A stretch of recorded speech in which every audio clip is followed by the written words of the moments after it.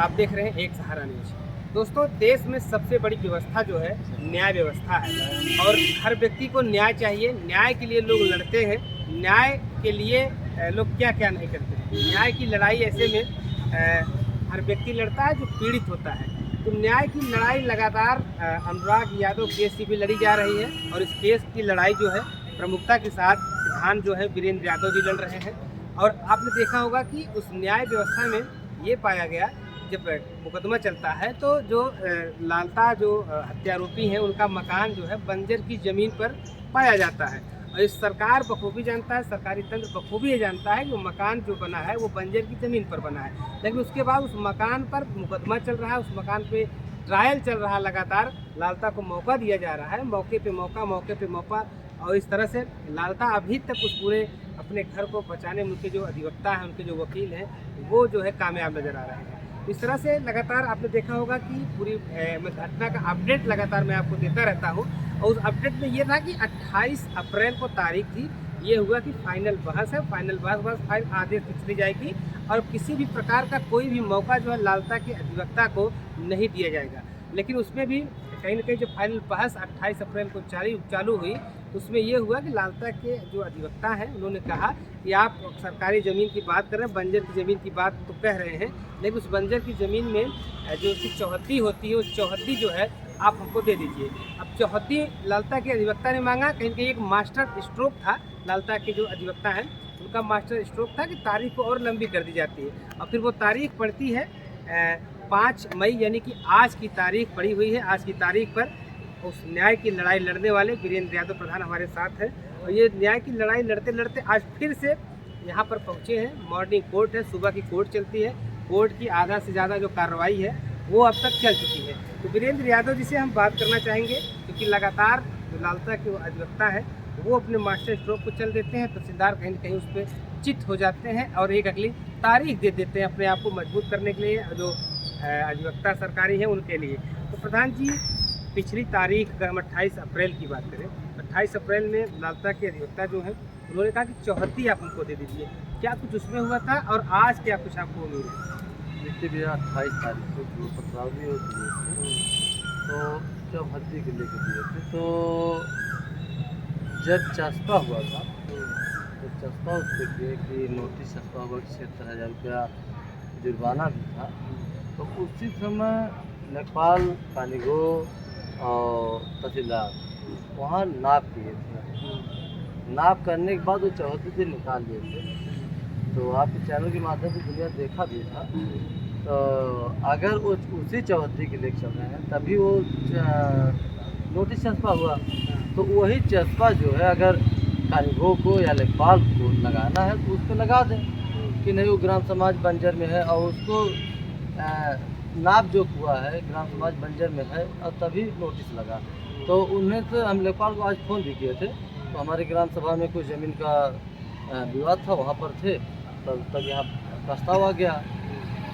जैसे हम भले कोर्ट में के अंदर, तो हम महिला पेशकार थी और उनसे हम पूछे कि देखिए हमारे जो है वाले केस में आज आप कोर्ट में जब गए थे? आज अभी तो कहें कि भैया प्रस्ताव आ गया है, बात प्रस्ताव आ गया, इसी का जो है डेट मिल गया है 14 को। तो और दिखाए भी कि देखिए आधे प्रस्ताव आ गया है। तो हम कहे अच्छा ठीक है। और जब भी सोमवार को डेट मिलता है यही हाल होता है। तो हम तो अगर आज कोर्ट चलती तो लेखपाल को फ़ोन करते हैं, कानगो साहब को फ़ोन करते थे आके उसको जो जैसे यहाँ जो भी फर लगाना है, रिपोर्ट लगाना है, तो आके रिपोर्ट इसको लगा दीजिए।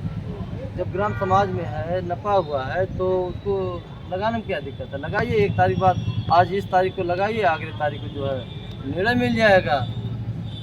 तो लेकिन प्रधान जी, एक सवाल ये है, जब वहाँ पर नाप की गई है, पैमाइश किया गया है, चिन्हित किया गया है, तो उसका फील्ड बुक बना होगा। तो फील्ड बुक जो बनता है वही तो चौहद्दी हो जाती है। फिर क्यों समय दिया जा रहा है तहसीलदार के द्वारा? आपको क्या नजर आ रहा है? देखिए भैया, वो नाप हुई है, उसका आज भी वीडियो है और वीडियो वायरल भी हुआ है, सब देखे भी हैं।